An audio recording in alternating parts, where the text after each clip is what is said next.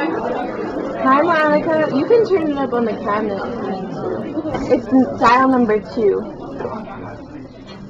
Hello, everybody. Or the far end one. A little bit more now. Can everyone hear me? Super. Okay. Well, welcome to Women's Studies, and thanks for joining our brown bag today. So a few announcements first. So if you'd like more information regarding Thursday's demonstration, you can visit studentsagainstsilence.com. And then also we have openings for hiring in the spring for the LGBTQ initiatives and women's studies interns. You can apply by going to the Colgate portal.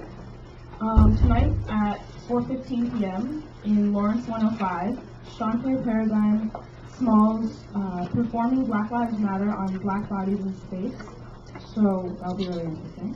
And then also at 6 p.m. tonight here, the Survivors Live Here reading group, excerpts from Dear Sister, will be here and will be joining WMST faculty and staff for a discussion on survivorship and supporting survivors.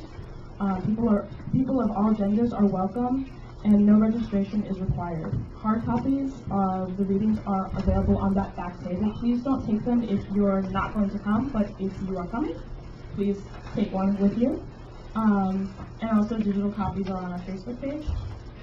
So, and then also if you'd like to have more details on that, see Allie Fry. She's right there, just waiting. Also, just a few reminders. If you need to leave during the presentation, please do so respectfully and quietly. There's also compost and trash cans in the back near the door. And then if you're staying until the end, if you could help us by putting your chair back on the racks before you leave, that would be great. Again, thanks for being here. So today we have April Bailey, who graduated from Colgate in 2014. She is currently in her second year at Yale University's Social Psychology PhD program, where she works for Dr. Marianne LaFrance and Dr. Jack Zevia. Okay. She works, her work investigates how gender influences the perception of others and utilizes both behavioral and neuroscience techniques. Okay, I'm going to hand it over to April.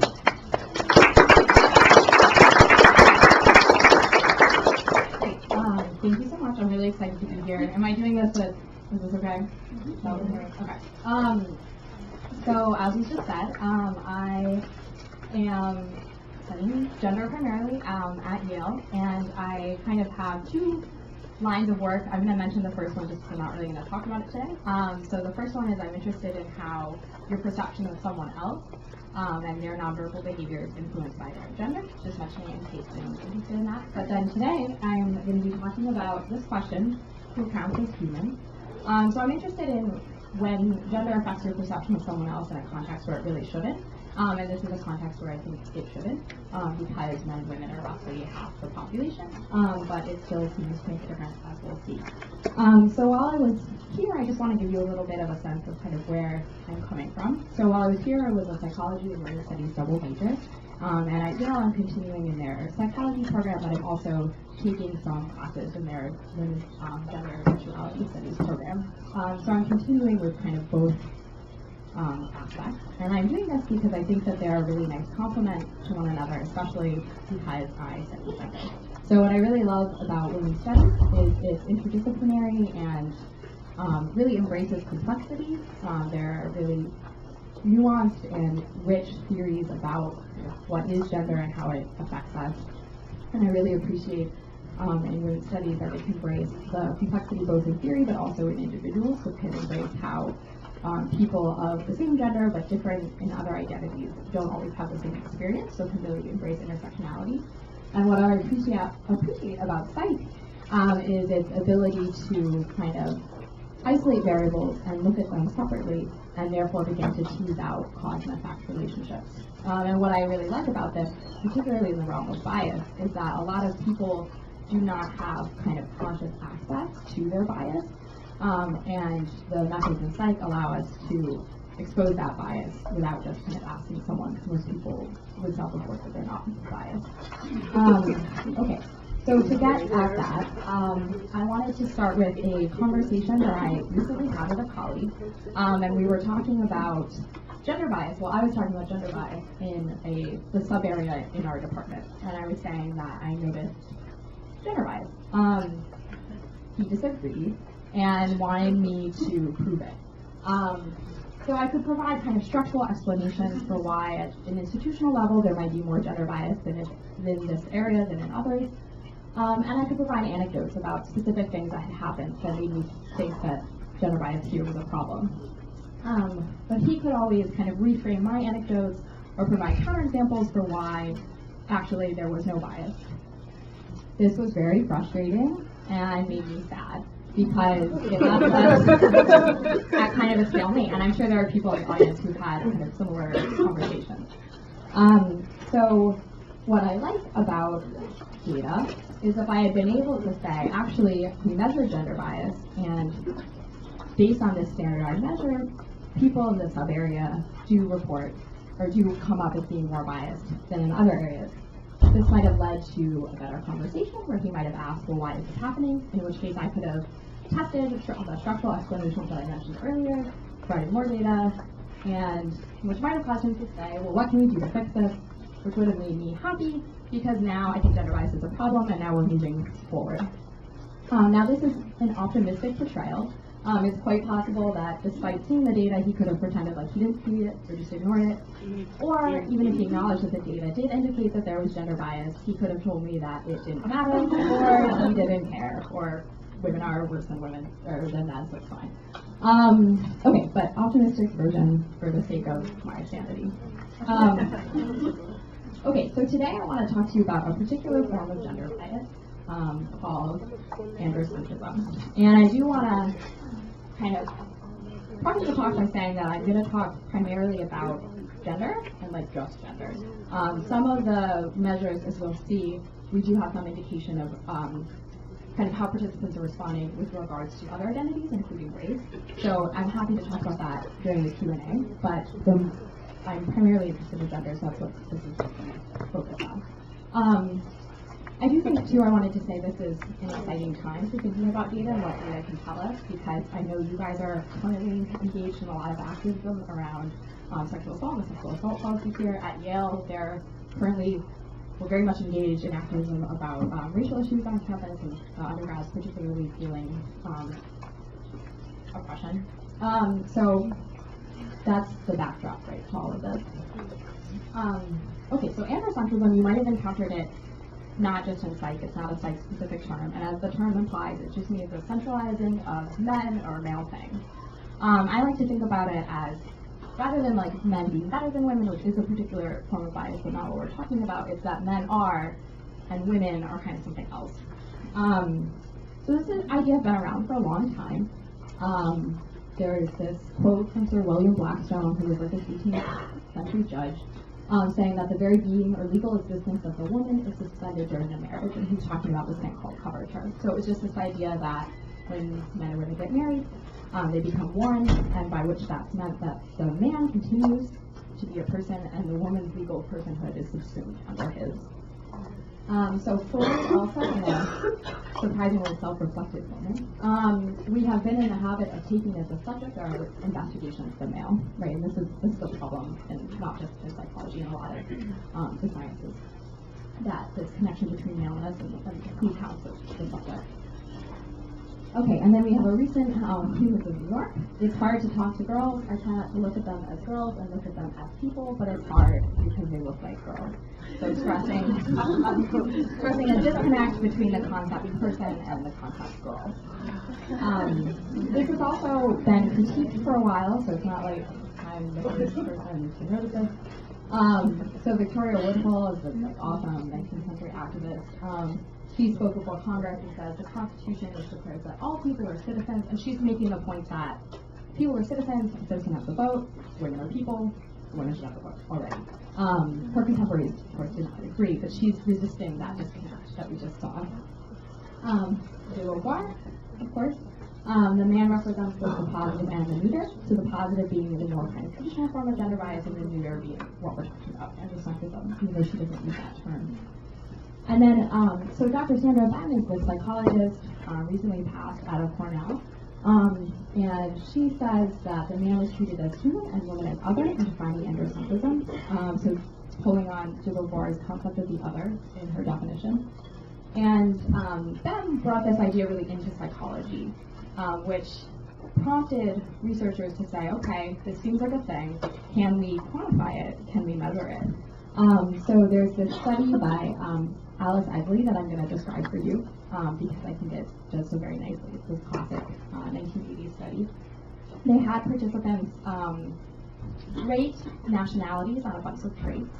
So, and you were either asked about like the person version of that nationality or the male or female. So for instance, you were either asked to rate like British people on a bunch of traits, or you were asked about British men, or about British women. And what they found was that there was more overlap between participants' ratings of British people and British men than there was between British people and British women. And participants just saw like one of these versions. So what that indicates is that when participants were being asked about like British people, they were really thinking about like male versions of people. Okay, so now that this was established as a thing, people, oh yeah. Could you speak up a little bit? Oh yeah, sorry. Is it loud? I would have said it. I'm not used to it. Okay. How is this? For people in the back, is better. Okay. Apologies. Okay, so now that this was established as a thing that we can measure, people started to be interested in what influences it, so what makes it more or less likely to happen. And a prominent thing that came up very early on was language. So masculine generics, which I'm sure a lot of people in this room care very much about and are familiar with, is whenever you use a male term to refer to people of unknown or any gender. So I might do it once or twice during this presentation. I'm going to try not to, but so like guys would be an example of this, that if I referred to you all as guys because there are people here who are not men. So that's an example of a masculine generic. So people were interested in how that kind of language could be encouraging androcentric thinking.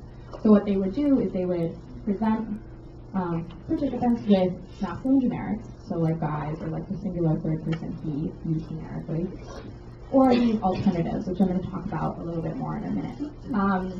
And what they found is that the masculine generics, unsurprisingly to us now, but surprising at the time, led people to come up with more male imagery and more male selections than the alternatives. So this was kind of proving that contrary to grammarians' claims at the time, that masculine generics were not truly generic, right? That it led to male biased behavior. Okay, so then what's interesting to me is these alternatives. So these, this is my turn for them. So I have, there seems to be two major types. So genderless ones, which are ones that include no mention of gender. So in the realm of pronouns, this would be like they or it. But then there are also binary generics, which explicitly include the two most common genders. So this would be in the realm of pronouns, again, like he or she, or s-he, where both genders are explicitly included. And concerning which of these leads to, or whether or not they lead to male bias, results are mixed.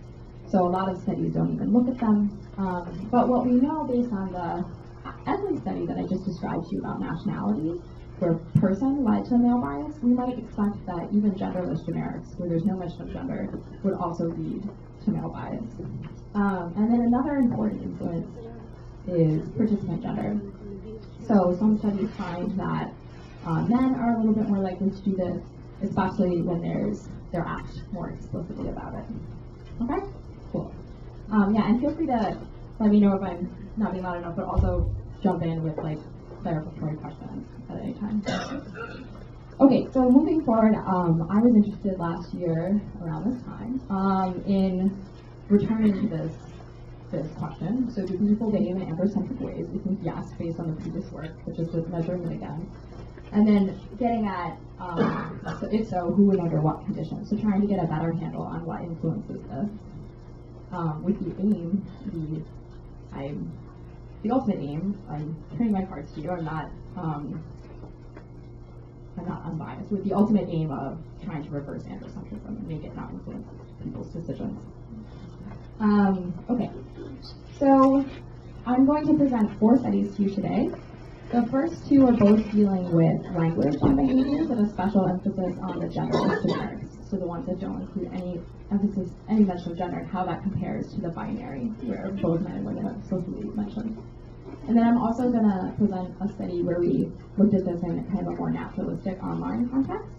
And then the final study is going to take what we learned from study 3 and apply it to a behavioral outcome.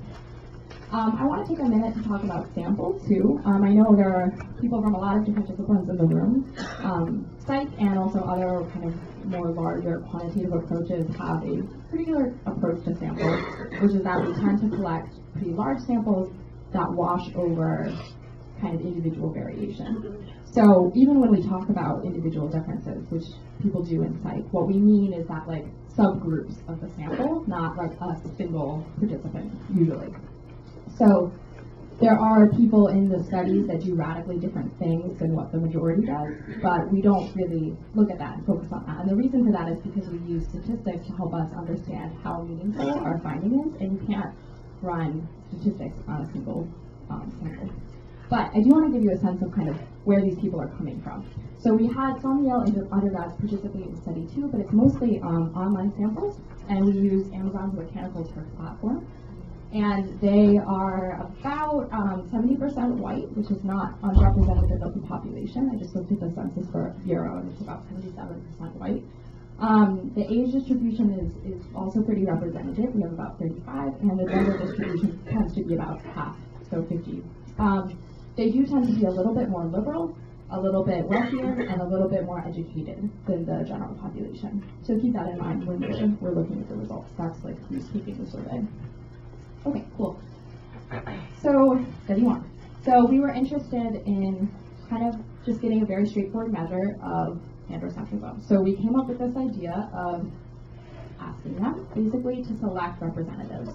So we had them imagine that an alien race has contacted you. Due to data processing constraints, they can only electronically receive 3 images from Earth. They ask what a typical member of humanity looks like. From the images on the next page, please select 3. We introduced this kind of alien concept because we wanted to make sure that we were setting up a dichotomy between aliens and humanity, so that, because you'll see we're going to change the language that we use to describe humanity, but so that in all the conditions, participants were thinking about the same category. So then we changed how we describe that category, so this is what's going into the blank. So some participants were in our masculine condition, and they asked what a typical member of mankind looks like, so that's a masculine generic language, which has been established previously. Our genderless condition was they asked what a typical human looks like. I will say, because this has come up before, we are very aware that the word human has the word man embedded in it, but it is still used more qualitatively as a genderless generic, so it's still PC, for instance, to use it, so that's why we think it's important to investigate. But you could argue, perhaps, that human is more masculine generic than not, because there's that embedded in it. Okay. And then we had our binary condition, where we had some participants saw a typical man or woman, and then other participants saw it where it was just a typical woman or man. Those 2 versions did differ, so I'm going to talk about them as if they're the same thing. Okay, any questions about the discussion? Why wouldn't you use like person for the genderless thing? Yeah. When you acknowledge that there's a man in it? Yeah, so study 4, we do. Was it person? Yeah, I know, so we'll get there. But I think that human's important because people still appeal to it as this all-inclusive, superordinate term and category. That's the question. Okay, so this is what we have them do. So then they saw a matrix of faces, and as you can see, we included racial diversity, so we included white and black faces. And then we had them select 3, and then they ended up selecting just 1. And we just came back and said, actually, 3 is too many, just pick 1. Again, I'm happy to talk during Q&A about what happened when they selected 3, because there is some interesting stuff there. I will say as well, these groups of faces are equated for things like attractiveness and age and how prototypical they were for their category. That's important because if we find a gender difference, if we find that participants really like selecting women, for instance, but the women are more attractive than the men, we don't know if they like selecting women or if they like selecting attractive people. So it's important to think about that kind of stuff. Okay, so now I'm going to show you what we found. To get you used to, just so you know what you're looking at, on the y-axis we have the percent of participants who selected a man, and then I have a bar at 50, which is what we would expect if there was no bias, right? That people are at chance, because men and women are roughly half the population. So bars above the line are going to be more male bias, and bars below the line are going to be female bias for selecting women. Okay, and then I'm going to show you separately for those who saw the mankind wording, the human wording, and the man-woman wording, and I'm also going to show you separately for male and female participants. I will say too, there's going to be like a lot of stats on the screen. That's for people in the audience who are interested in that. I'm not going to go into it. I'm just going to kind of talk about it more conceptually, but let me know your questions. Basically, we found that the wording mattered. So participants exposed to different kinds of wording behave differently, and also that male and female participants behaved really differently. But that male and female participants responded to the wording in relatively the same fashion. I'm also going to focus on differences from chance, because I think that in terms of practical implications, that's more important, rather than talking about differences among conditions. But don't, if that was, yeah, well, let's look at it, and then it'll become clear. Okay, so this is for female participants, which I'm showing you first. We can see that in the mankind condition, we're seeing perhaps a slight bias towards selecting more men, but because this doesn't have a little p above it, we interpret that as not being very meaningful. So we treat that as not being different from chance. The p is just a measure of whether or not we think the difference is real. In the man-woman condition, we're seeing a trend for women to select more women. And in the human condition, it looks like there's no bar. That's because they were exactly at chance. So my interpretation of this is in the mankind and human condition, women don't differ from chance. And in the man-woman condition, there's some indication that women are selecting more women, but a little weak. Okay, so now the men. Okay, so behaving very differently.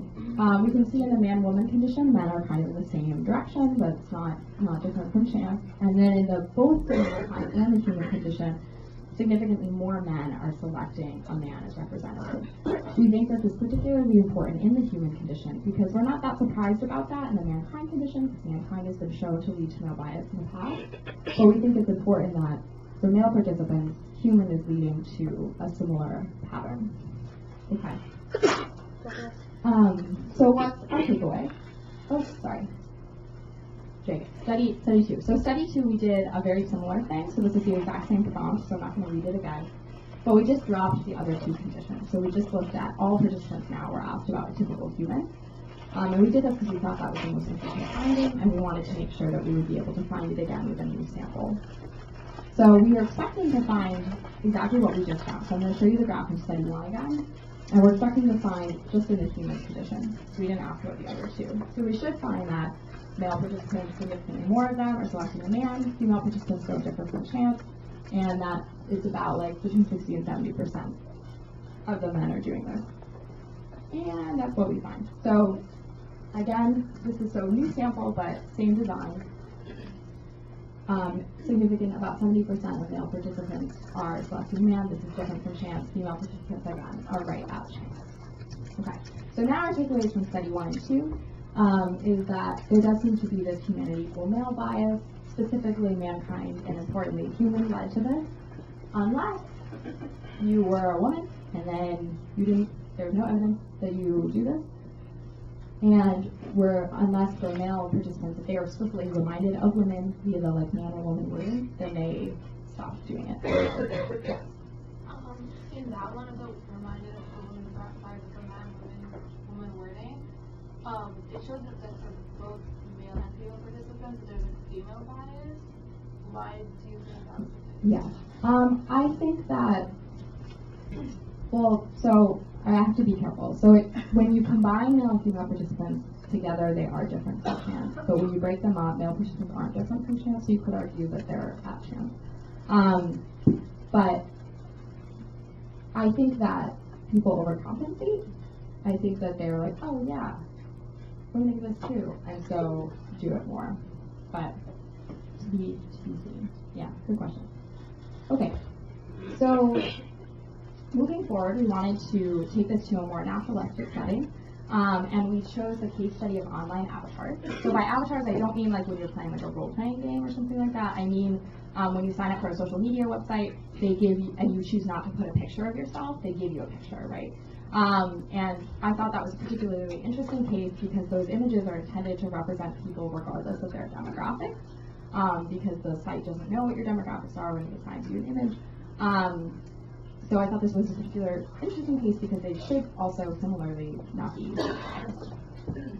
So we chose websites based on these two Pew studies, just about like what are the most commonly used social media sites. And only Facebook, and then I signed up for all of these and indicated my gender and just took the image that they gave me. So only Facebook gave me a different image if I identified myself as a woman or as a man. All the others gave me the same image. And then we just asked participants to gender the images, basically. So participants saw the image, and then on a slider, we're just asked to, concerning the following images, indicate the degree to which each appears to be a man or a woman at first glance. Go with your initial impressions. If the image appears to be equally as a man or a woman, place the slider at 50. And participants now saw all the images. Okay, and for some of the participants, woman was 0 and man was 100. Some of the participants saw it be flipped, and that's just to control over people will have like random kind of incidental biases where they like to put the slider like all the way to the right or something like that. So we want to make sure that that's not what's influencing the results. Okay, so now I'm going to show you. So similarly, we have 0 is woman and 100 is man, and I'm just going to show you where the participants like place each of the images. And this is what they did. So unsurprisingly, Facebook, which is on the far left and the far right. Okay. Facebook, which is on the far left and the far right, that was a binary and intended to be a binary because they gave us different ones based on how you identified. So unsurprisingly, that's kind of at the poles of the scale. So what's more interesting is the ones that fall in the middle. When you take an average of all the images, they are significantly more male than not. And we also tested each image individually. So now I'm going to outline the ones in purple that are significantly different from neutral, 50. And these are ones already corrected. Okay, so again, not that interesting, the Facebook ones, but the other 3, so Google+, LinkedIn, and Instagram, I believe, are interesting because these are intended to represent users regardless of their gender, but are perceived as more masculine than not. Now there's 2 ways that we can interpret this. We can say that the perceivers are being biased, so when they see these images that are neutral, they view them as more masculine than not, or we could say that the people that created the images in the first place were being influenced by bias. So you can play with which version you like, or perhaps it's both. So we know from this study that online avatars are perceived as masculine. We wanted to know what impact does this have. We use social media sites all the time. A lot of people have pictures, a lot of people don't, especially with things like Google+. A lot of people don't have their own image. So is it good enough? So what we did is we had participants, and they were either exposed to these avatar images. We had to recruit additional avatars, but they're all been rated on masculinity and femininity. But the androcentric condition, I'm arguing, is similar to what people actually encounter in the real world. It's pretty similar to what we just found in study 3. So we have 4 that are like symbols, where there's no gender, and then there's a bunch that are like more male typed, and then there's 1 that's like female typed. So I'm arguing that this is pretty representative of what people are actually encountering in the online context. And then some participants instead saw a more balanced condition where we basically just turned up the volume on female avatars. So participants were presented with these images and kind of asked questions about them. And then in a seemingly unrelated task, they were asked to imagine a typical person. So this gets to your question from earlier. So they were told to imagine a typical person, do not use yourself, and give this person a name. I always have them give them a name because then on the next page I ask them things like gender, sexual orientation, race. I also do relationship status and class. And I want to kind of get some sense of whether or not they're lying to me on the second question, so I have them give the person a name because I can get some sense of if it seems like the gender is changing. Okay, so this is pretty similar to the question that I asked y'all at the beginning, if you happen to see it on the screen. So I'm going to poll you all right now. If you don't want to answer, I didn't see the question, just don't. That's totally fine. But how many of you imagined a typical person who was a man? Cool. Okay, how many a woman? Okay, and then how many like non-binary identifying person? Okay, cool. So that was pretty split, I think, which is not super surprising to me because a lot of you are women, and also a lot of you have interest in not being gender biased as evidenced by your presence here. But now I'll show you what my participants did. So again, I want to orient you to the graph because this one is a little bit different than the one we looked at before. But we have the percent, we're imagining a man on the Y again, that's the same, and then a line at 50. But now I'm showing you for male and female participants separately, and then the androcentric and balanced.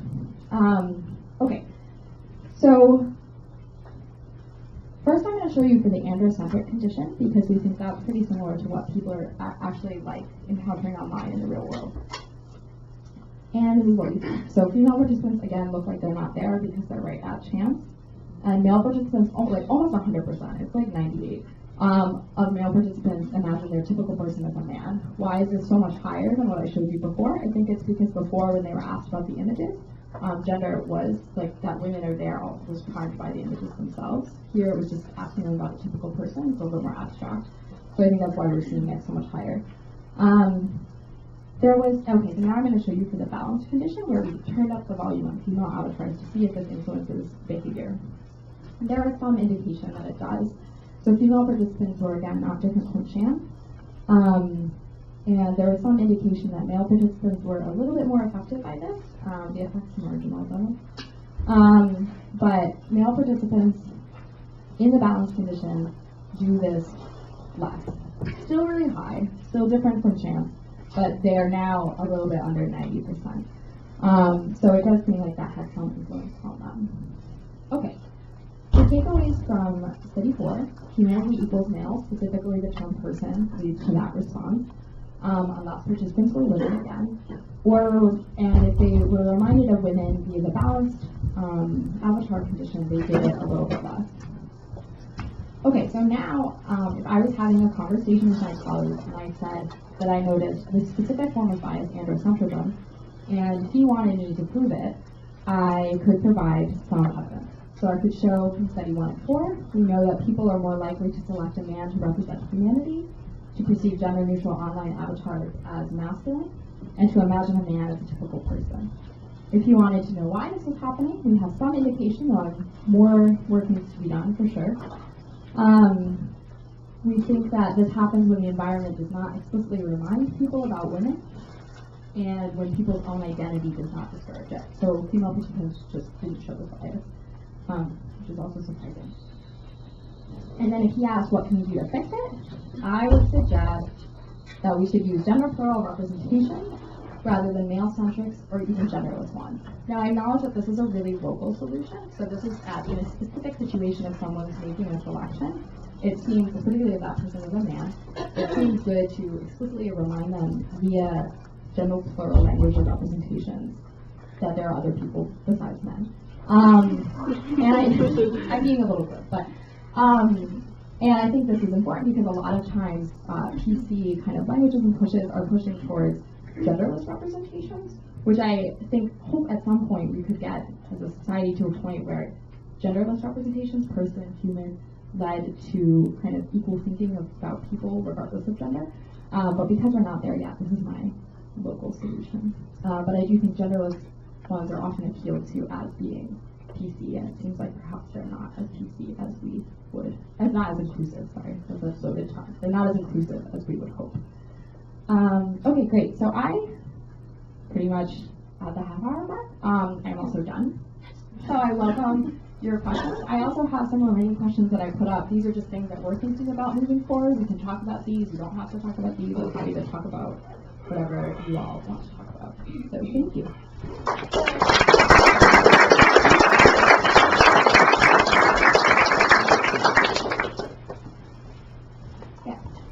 So, looking at your first question there, and using, can't remember the term, not genderless, but plural, Or gender binary. Yeah. So, yeah, like the fact that like gender plural and gender binary are synonymous there. Yeah. Reinforces the idea of a gender binary and the construct of a gender binary. So how if your recommendation is that we switch to gender binary language, how do you do that without reinforcing Yeah. the gender binary? Yeah, no, sure. So I didn't mean to imply that I think they're synonymous. I use the term gender binary throughout the data because that's the representations that we use. We use like man or woman or man, which is binary. But then I do think, I was thinking about this, and that's why I recommended that we use gender plural representations, because I wanted to break the binary a bit. And so when I say we should use gender plural representations, I think we should use gender plural representations, not gender binary representations, but I appreciate that because it was not clear when we're sending this bill. But yeah, because, so for instance, like if you are trying to write use an inclusive pronoun, they is really convenient, but I think that perhaps it would lead to the same kinds of bias that we just saw. So I think like a he, she, or z would be a better frame. And I think that ultimately would bring more visibility to trans people as well, because people who aren't attuned to these issues would see they, and that wouldn't trigger these issues in the same way that saying he, she, or z would make them explicitly be reminded that trans people exist. And that wouldn't exist. Wouldn't it? But, yeah. Yeah. Do you think that you would find it effective to compare people with human? Because I know human is meant to be gender plural, but it has man in it. Yeah, that's a great question. And we did find, that's a really good question, because we did find also that men were more biased after the people prompt than the human prompt, and I interpreted that as the nature of the design, but it could, that I was thinking of the human prompt, they also saw these images of men and women, so that's why men are a little bit less biased. But it could be the nature of the word itself, and that's certainly a test we could run. Yeah, because humans, I had someone at one point ask me like whether or not men are just more susceptible to declining, getting at this point that human has the word man embedded in it. But yeah, so I would buy that as a possibility. Yeah. So I have a question. So you kind of started your presentation talking about how your gender studies work has focused a lot on intersectionality, whereas your psych work focuses very much on particular variables and isolating variables. And one thing that I think I struggle with between those two fields is how to incorporate into science, which is almost inherently the opposite of intersectionality, and that you're pulling apart people's identities. When I think when we think of intersectionality, you know that there is no kind of pulling apart of that. So I'm just wondering how, as academia, we can bring those two ideas closer together, or are they just inherently juxtaposed? So that is a good question and one I've thought about as well. There are people in psych that say that they're studying intersectionality. What they mean is that they consider race as an additional variable, so that they will have men and women, and then they'll have like black and white, and then they'll see if they interact, so they can determine if black women are treated differently, for instance, than white women. I think that this is not going to be a great answer, because I think it's like it is, I think, a pretty fundamental issue. But I think that it depends on the nature of what you're studying. So my, perhaps wrong, understanding of intersectionality is that you have like A identity, B identity, and when you're talking about intersectionality, you can either be talking about the two as if they like linearly combine, or so like A times B, or talking about C, right, where the interaction of the two identities leads to like just a fundamentally different, not any kind of like linear combination. I do think that there are some kinds of bias that lead to the linear combination. So for instance, in this data, if you add race in, you see like white men are picked the most, and then white women, and then black men, and then black women, in that way. So it does seem like gender is having a similar effect on, we just looked at black people, so I'm going to say black people, not people of color, because they were black. So it does seem that gender is having a similar effect on the black faces, rather than a fundamentally different effect, rather than inverting it or something like that. But yeah, I do think that, I mean, it's like, we have to isolate things in order to understand them in isolation, which, it's a fundamental difference. But, So, at the end, in your takeaways, you'd always begin with saying, human seems to mean male Yeah. unless you're a woman.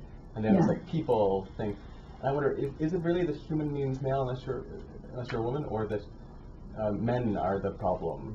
In a Right. sense, right, that it's not that people think that Yeah. that human is necessarily masculine, but people think that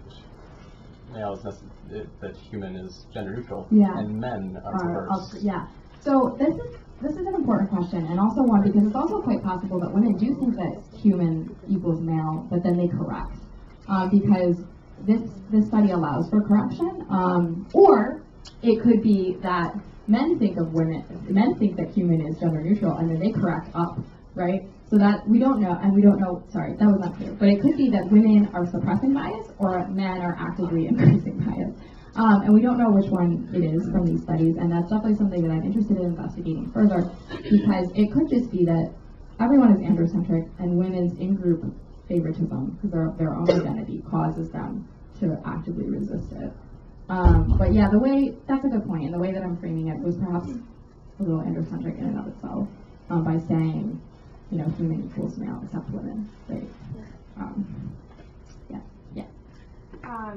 So my problem with kind of the field of academia is that there's this hierarchy on natural sciences and math, and like this idea that data is more important than the stories of people. Mhm. So like in studying both women's studies and psychology, like how do you navigate that or reconcile that, especially since before you used the example of you tried to give somebody an example and you shut you down and said like where's the data? Like what becomes necessary and important to this? Yeah. For sure. And right, this is that questions of like what counts as knowledge and what counts as data. I have a particular perspective on this, which is that I appreciate how much our perceptions are not always representative of reality.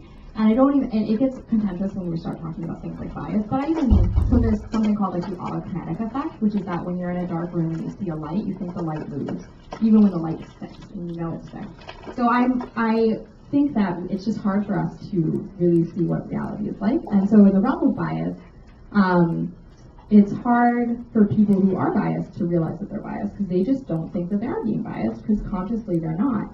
And in this study, for instance, each participant just makes one selection. I force them to be biased because they have to select either a man or a woman. So they, as an individual, probably just think they're not being biased. So like, yeah, well, I had to make a choice, so I made a choice. But it's when we look at it in aggregate that we can begin to tell. But, sorry, I'm a little bit dancing around your question. But I also think that it's hard, so there are people that study this too, like, I'm not trying to invalidate the experiences of people because I also think that people whose identity is disproportionately disadvantaged are in a particular position to pick up on that bias because they're incentivized to do so. And there's work showing that people who are hyper-aware, for instance, this is done with race, people who are hyper-aware of race do notice more instances of bias perpetuated against them. They get more correct hits, so when there is actually bias, they get that right a lot, but they also get more false alarms. So, which is stressful for them, right? Because they're always in the situation where something ambiguous happens, and they think to themselves, is this about bias or is this not about bias? That's stressful in and of itself. And yes, so long story short, I think that experience is really valuable to tell us something richer than data alone. But I also know how often our perceptual faculties fail us with things like bias, but not also, just with even more basic things. So that's why I think that they're a nice complement. I'm not saying that we should just do data or we should just do qualitative stuff. I think we should do both because the qualitative stuff gives us a much richer data set and a much richer sense of like what people are experiencing, but then the data can also can cut through some of that perceptual bias. Yeah. Okay. Yeah. So on the slide with all of the faces, like are those faces that you chose? Oh yeah. So I did not take those pictures. They exist through a database coming out of Chicago. Yeah. So can you ask maybe more? What do you like? I noticed for a lot of the black faces, they tended to be of the lighter variety. Yeah. And they were just chosen by ratings based on. So these faces exist, and then these people at Chicago had a bunch of participants, like over 1,000, rate them on a bunch of things, including what race do you think this person is. And so that's the ones that were reliably related as black were the ones that I chose. So that's my answer there. But yeah, the light skinness is interesting. Do you think that's problematic? I do think that. I do think it's probably, like, I'm trying to figure out how those spaces were chosen. Were, like, those Yeah. spaces coded for, like, attractiveness? They like, were coded for intelligence? They were coded for, yeah. I focused on the categories. So the faces that were rated as white and black, that was how I chose. And then also, they were rated as being prototypical for their category, which is kind of a weird rating. But perhaps, for instance, we're seeing some bias there. Maybe light-skinned black faces are rated as being more prototypical of their category, even if they're not. And then also things like attractiveness and age. Those were the dimensions that I focused on. I also kind of had an eye on masculinity and femininity, but I didn't explicitly control for that. They were rated for other things like intelligence, which I didn't control for. Yeah. Yes. Actually, I have two questions. So one, like, what, sorry.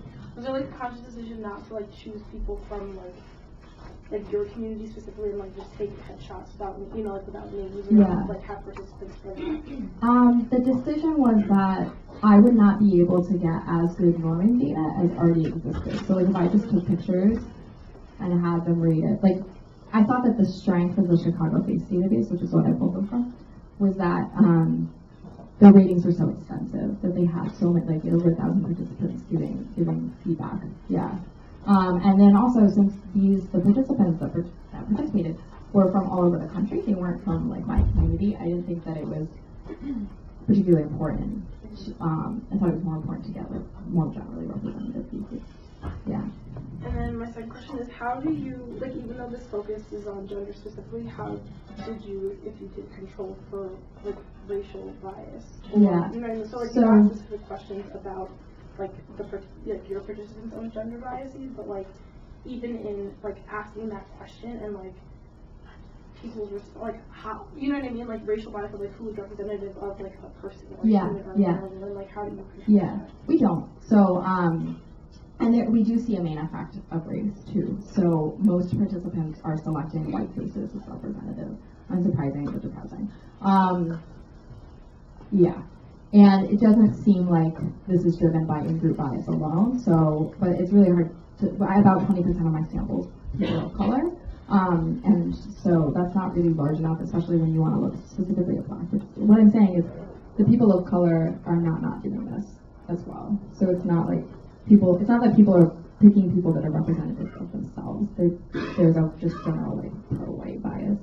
Right. There's also, I'm gonna bring this up. No one specifically asked them. This is when participants were asked to pick 3 faces.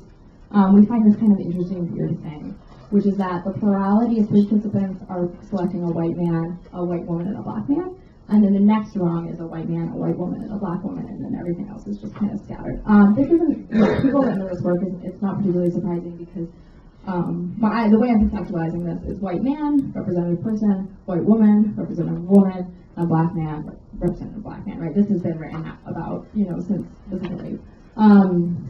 But it's interesting that we found it in such an explicit selection task. Yeah. Yeah. I want to go back to Maddie's question. Sure. Maddie, that's Maddie. For a second, and just like, I feel like part of the issue with, like she was saying, statistics over stories, is that statistics have, in a very big way and for a very long time, failed certain people. And by failed, I mean have been constructed and, like, collected in ways that were biased against already marginalized groups. So I guess the whole, like, people, the argument that, people see bias where it's actually just an ambiguous question, like that in of itself, whatever study that was or wherever that information came from, I think it's so much more complicated than just like, oh, well, it was an ambiguous situation and, they read too much into it. I think that argument is rooted in so much unscientific, constructed, humanness that like it just doesn't hold up scientifically. I don't know. That was just like it's hard to base anything off of that concept when that concept in of itself is constructed. Yeah, well, a couple of things. So I think the problem with, a problem that I think is present in science sometimes, often, is that people try to act like, so that because they're doing science, there is no bias. And I think a lot of, here, I was taught that that's not true, right? That so the data, you could argue, if you've done the data correctly, and there's not a confound, which is when, for instance, I go to technical for the attractiveness, that maybe it's due to attractiveness, not gender. So if there's then, the data is, but how you frame the data and how you interpret the data is space where bias can flourish, and also why you decided to collect the data in the first place and collect it the way that you did. So I would say that the problem with data being used against certain groups of people is a problem with the people who are doing the data and the bias inherent in them, rather than a problem with the data as an approach. Yeah. Do you have a follow-up? I'll think about it. Okay. I don't feel like I could. I feel like I just wanted to come. Just want to get back to you. Wait on it. Yeah, starting with that comment, I think part of it is we have to use these categories, and I think some of it was come up with people's comments is even like the category gender, which it was keep with that the definition of gender as if it's raceless and classless and nationless. We're not going to pick up, but we know it's not, right? And that there's actually multiple genders, and not just in terms of gender, non-gender binary, but black women is a different gender, you know, gay women is a different gender, like historically, there's nothing about but if we were to change even in our scientific and social science studies, like recognizing that, you know, that gender is not just one race, you know, then maybe we will be able to show that intersection differently. Our tools and language. Yeah, I think it's a lot about like language. So I think I do think that there are some shared experiences. So I think that there are times when Black women and Hispanic women and white women are treated differently, and then there are times where there are shared experiences. So I don't think the category is completely meaningless in that way, the superordinate category. I think a lot of the problem has been in treating a specific category, so usually like white men and white women, as if that's not marked. And so doing studies, for instance, like I have studies, for instance, that I'm studying gender and nonverbal behavior. I mentioned this earlier. All of the actors are white. And that needs to be talked about more explicitly. That am I studying gender at that point, or am I studying white gender? You know, and part of the reason we included racial diversity in the face sample was because we didn't, and it wasn't enough, right? We just included white and black faces, and we could have done more. And if I was going to do this again, I would do more, because then we could claim, even if we don't necessarily look at, even if we don't focus on race, we could claim that the things that are happening for people of diverse racial identities. So we could say we're studying gender a little bit more confidently than a lot of studies which say they're studying gender, but they're not. They're studying like white. And this is, I mean, it's similar, I think, actually to a lot of the processes with androcentrism, where like what's normal, what's typical, and not addressing that explicitly, just having that be implicit.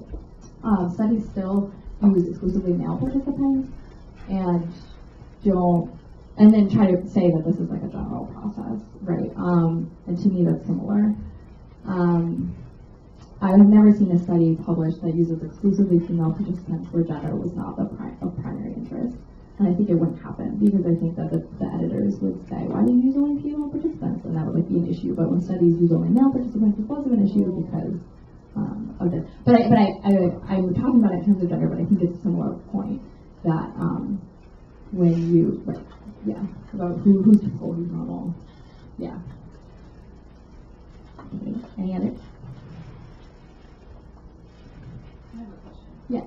Thank you so much for sharing your work, by the way, coming back here and sharing this, and it resonates a lot in terms of the masculine culture on this campus, and so many countless instances of bias that we encounter on a daily basis and you resolve. I'm wondering in terms of the move now from women's studies to gender studies, if Yeah. your study has implications for that, because it sounds like perhaps when you transition to gender studies, the Center for Gender Studies, you lose the ability to remind people that women, female-bodied individuals inhabit this world. Yeah.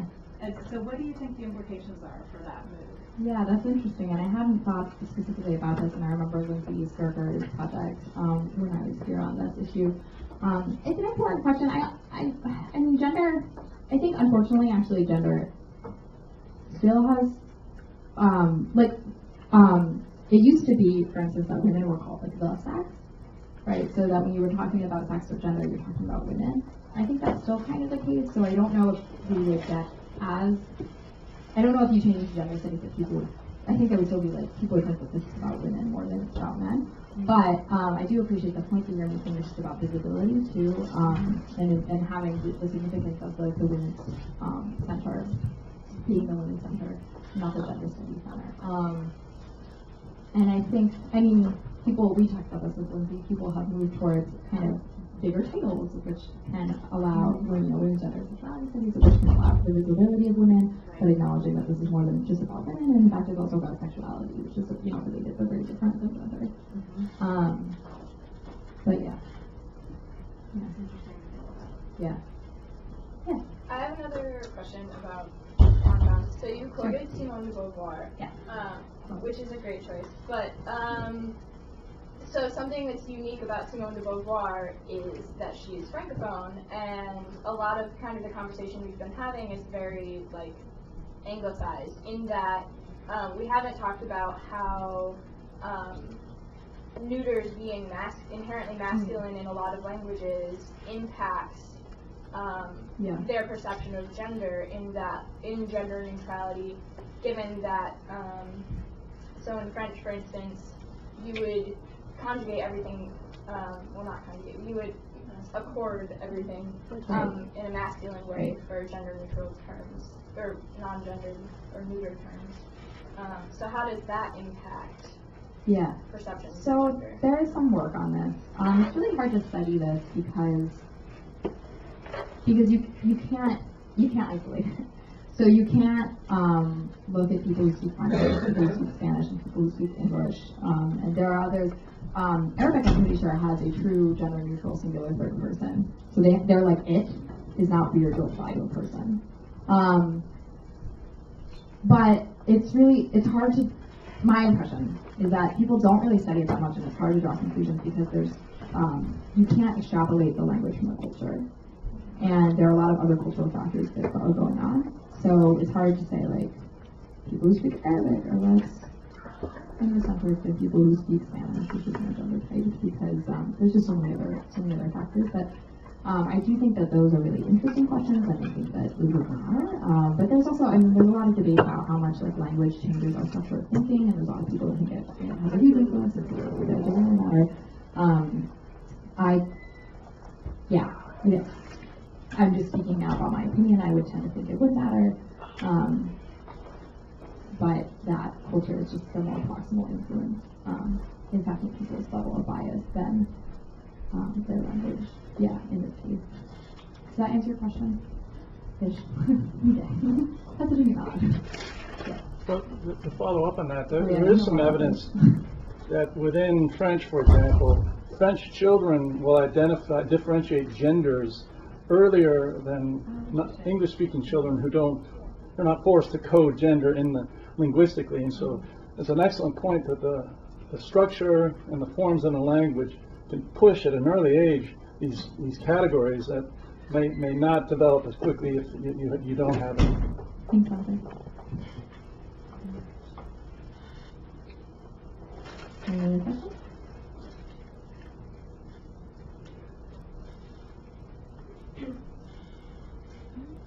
Thank you. Oh, cool. Thank you. Thank you for joining us. If you guys can help us clean up, if you can stand, that would be great. Thank you so much. Okay.